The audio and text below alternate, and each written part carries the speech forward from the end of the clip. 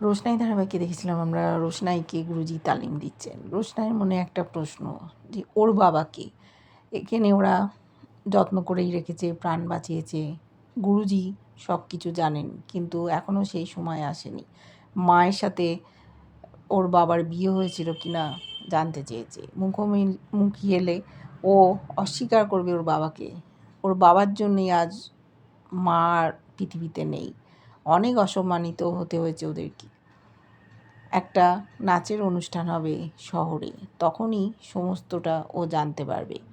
এদিকে সুরঙ্গমাকে ইন্টারোগেট করছে পুলিশ। সুরঙ্গমা কিছুই খুনের ব্যাপারে জানে না, বারবার পুলিশকে মিথ্যে কথা বলছে। উকিল এসছে জামিনে ছাড়িয়ে নিয়ে যেতে।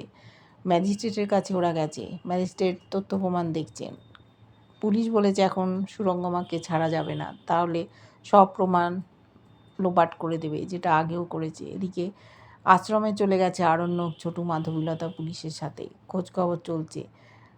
সাধু বাবাকে জিজ্ঞাসা করা হয়েছে, উনি বলেছেন হ্যাঁ আমি দেখেছি, কিন্তু রোশনাইকে সামনে আসতে বারণ করেছেন। ও ঘোমটার আড়ালে রয়েছে। আরণ্যকও অস্থির হয়ে যাচ্ছে। আদৌ কি বেঁচে আছে রোশনাই? দেখতে থাকো।